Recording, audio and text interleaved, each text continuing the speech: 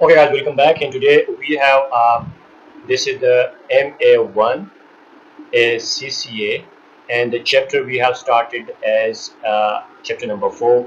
The lecture here we have related to this chapter will be the chapter number 3. And today we will discuss some terms, and that we will start here from budget. That what is budget? So first you have to understand that budget is actually a financial plan, and you know that estimates the income and expenses, and these will be for a specific period. So we call that sort of document is budget. And this financial plan, which is the estimates of income and expenses for specific period, helps the businesses. And you may also say that also help individuals. And why the budget helping the individual or the businesses? Because through budget you will manage money. And how you will manage? By setting setting spending limits and goals. So that is called budget. Budget is a financial plan that estimates income and expenses for a specific period, and it helps businesses or individuals manage money by setting spending limits and goals. So this is the definition and this is the concept behind budget. Now I will start from the example here. Let's say we have a small bakery, and this bakery create a monthly budget, and the amount they have here is 5,000. Now what they will do, they will allocating let's say 2,000 for ingredient that will be used in the course of business. Then they must have some rent where the factory operate, so that will be for rent purposes. They will also have 1,000, let's say, for the wages, means the people working there, and definitely 500 for utilities. Okay, so this is actually the budget. This is the financial plan of the bakery owners, and they have allocated the cost. They allocated this cost for different types of activities, for ingredient, for rent purposes, for wages, and for utilities. Now there may be plus minus in this amount, but this is actually the estimate, and this is the budgeted amount. The actual may be different, maybe plus, maybe minus. Okay, now we have to move on and explain another concept, and that will be the cost category. So we have another term, and that is cost category. Cost categories. Cost category. These are the broad groups. Is a broad groups, and these broad groups are used to organize cost and a budget. And budget, they help organize the cost. For example, let's say we have a material, we have labor, and you have also overhead. So this make it easier for tracking, and that is the purpose of cost categories, right? Now we have started with the example that is the bakery, and I want to continue with the same example to make the concept more clear. So the bakery divides its costs into categories. For example, they have raw material, they have labor, and they have overhead. So for raw material, I will take the example of flour and sugar. They have to use these raw material, and this is the cost category. The another is labor, and for labor, I will use the bakers, the people working there. So the baker wages is the labor cost, and the third one is overhead, which is including rent, and you may also say electricity. So this is the cost category. Now let's move on. We have another concept that is different from the cost category, and that we call is classifying classifying cost. Classifying cost. So by classifying cost, we means that this is actually the process of grouping cost, but based on their nature, behavior, or purpose to analyze them better. For example, we have direct cost versus indirect cost. You have also fixed cost versus variable cost. So classifying cost is actually this is the process of grouping costs, but the grouping should be based on the nature, behavior, and purpose.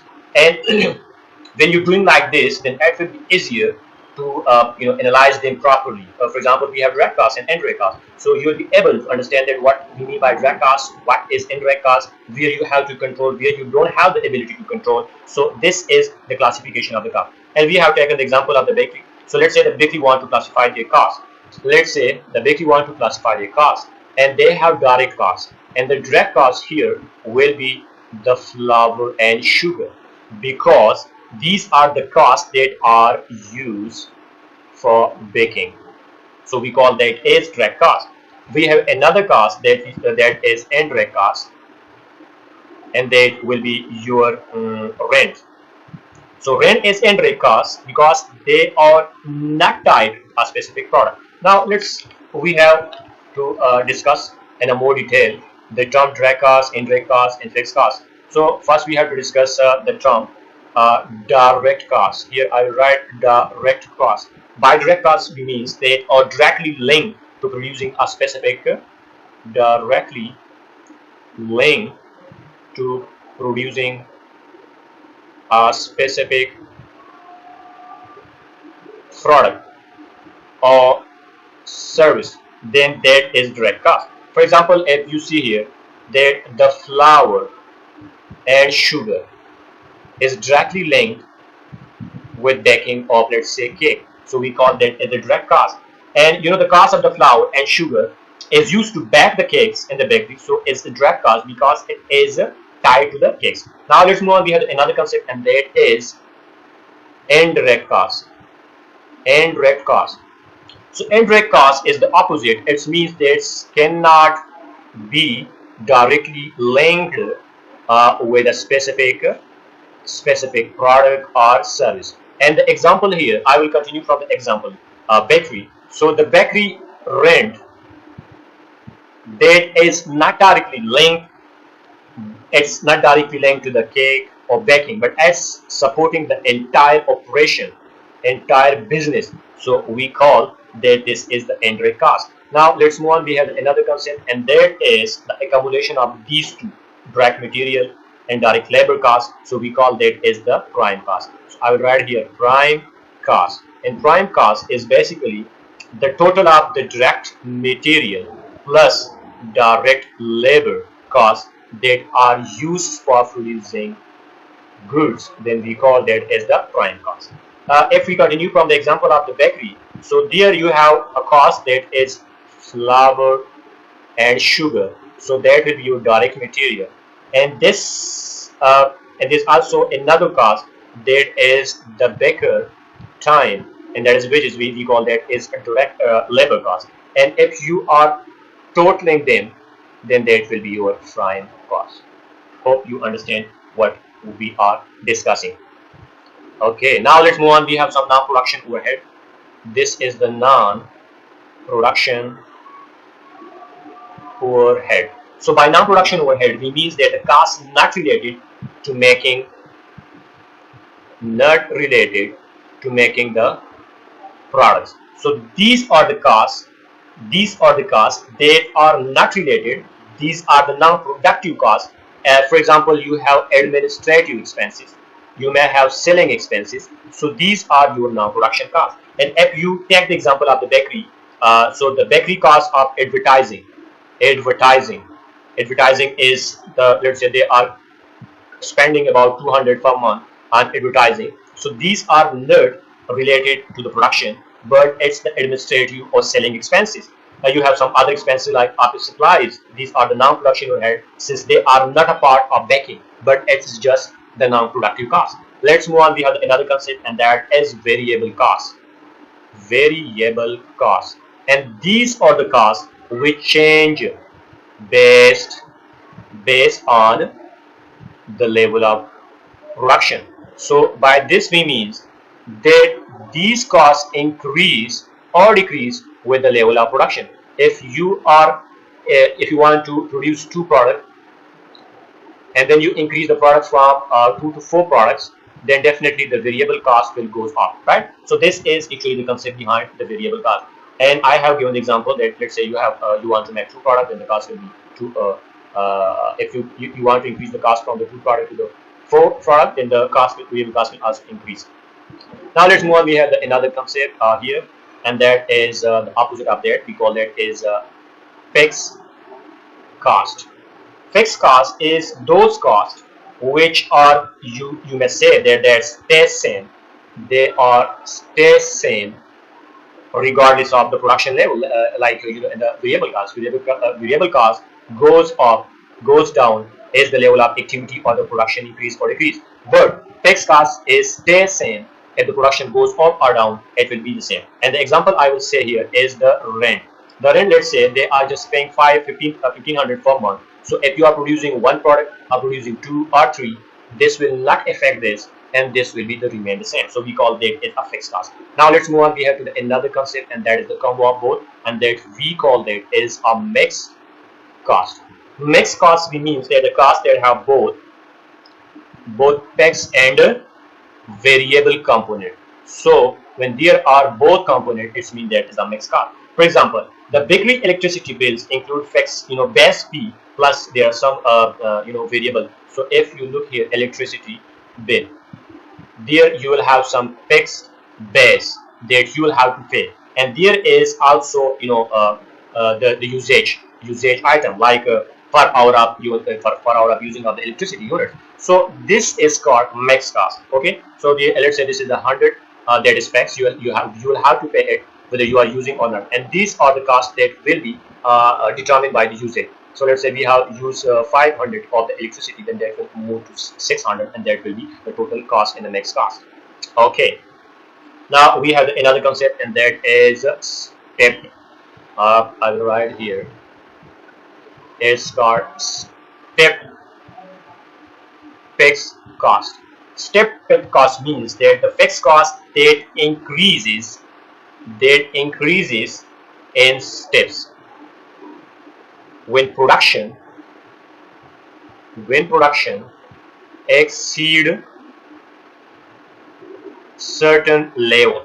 So the fixed cost will increase. For example, we are continuing from the example that of the bakery. Okay, and we have bakers salary, and you are paying 1000 to the baker, right? Now you have one baker here. This is a fixed cost. Okay, now if you want another baker, let's say now you have 2 bakers, so the salary will goes to the 2000. So this is a step increase. Which is fixed.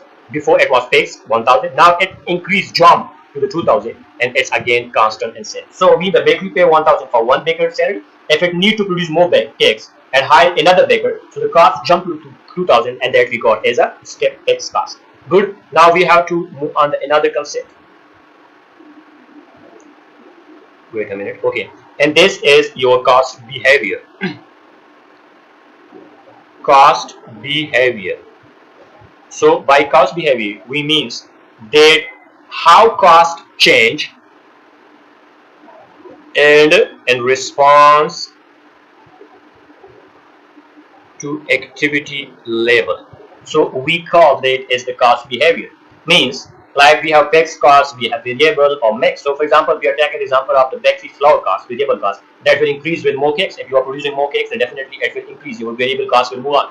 While the rent, that is a fixed, stay constant, showing that different cost behavior. So you have 2 types of behavior. Let's say we have variable cost, and the variable cost increase or decrease with the level of production. But your fixed cost behave that constant. It will not affected by the level of production. This is the cost behavior that changes in response to the activity level. Here, by what is level of activity? What if I'm talking about the level of activity? So by the level of activity, we means the volume of production or work. means that level of activity is actually the volume of production or work which affect variable and fixed or max cost. So if the bakery produce 100 cake, let's say in 1 month, and 200 in the next, so the level of activity doubles, affecting the flour, you can say the flour cost, but not the rent. So this is actually the volume of production and the level of activity. And we have another term that is the total cost, and the total cost is basically you say the sum of all the costs that might be fixed cost, your variable cost, and your indirect, your direct, all these costs for a period or a project, when we call that is your total cost. And cost per unit is another concept when you divide the the, let me write here, cost per unit.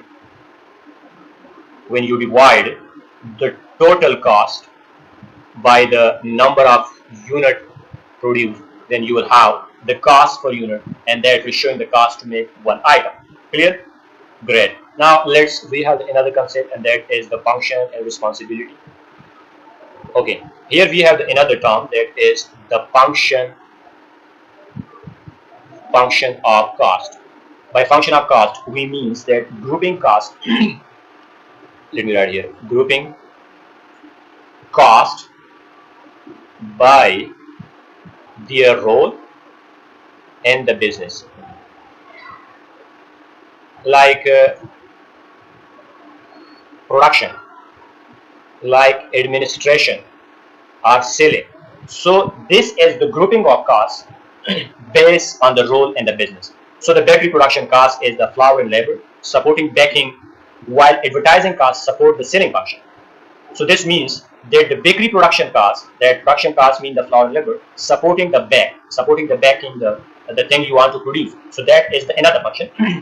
If you look into the advertising cost, that will support the selling function. So this is the grouping cost by their role in the business.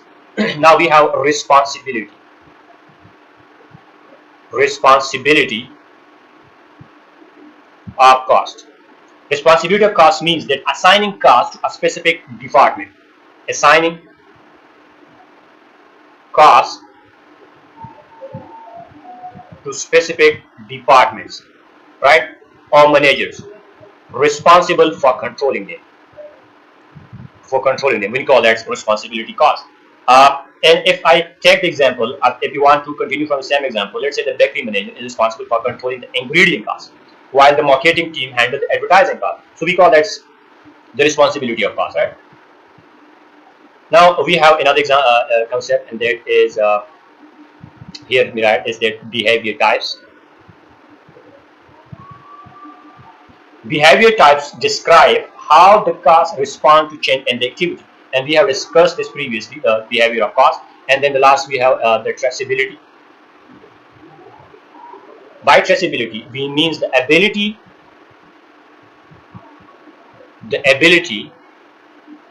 to link a cost directly to a specific product, department, or activity, then that is called traceability. Like flour is traceable to a specific batch of cakes, and that is direct cost. But rent is not traceable to one product because that is indirect cost. So these are the things, these are the terms that help businesses like the bakery plan, track, and manage costs. And a budget set the financial production overhead costs in this roadmap, what the cost category, classifying costs, organizing expenses. We have all discussed this in a very detail. Now let's move on to the each stop that have produced by the ACCA hub, and we will just go through the concept one by one, and then we will wind up, right?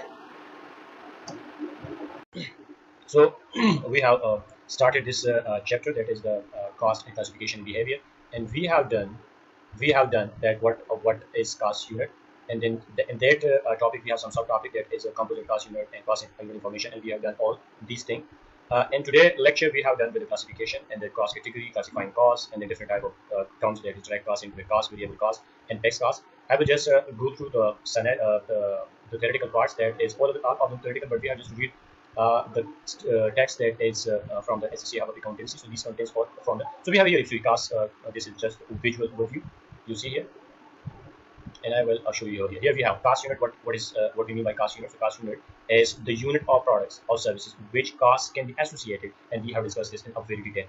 In a cost accounting, cost unit is the unit of product or service to which the cost can be associated. Then we call that as a cost unit. And here we have example. Let's say if you are you have an organization like industry, so your cost unit will be the full-time student, and because the cost can be associated with the student, so that is the cost unit. And then we have another terms that is composite cost unit, and I have told you that is the cost unit that comprises of two parts, and that is for the accuracy purpose. And I have also given the example of that of the passenger and kilometer, if you remember from the previous videos. We will just move now to further from today. Today we have discussed the function, responsibility, behavior, and types, and traceability, all of them one by one in a very detail. These things we have studied, you have just to read these things, and for that, if you want these stuff, then you just go to the ACCA account, and then you will see all these things. Classifying costs, we have discussed all these things, and I also given the example of the bakery there, and you'll have here, you see these things one by one. So all of them we have discussed in very detail, and you have just to read all these things one by one, because reading is very compulsory, and I have just given the concept. So thank you for watching.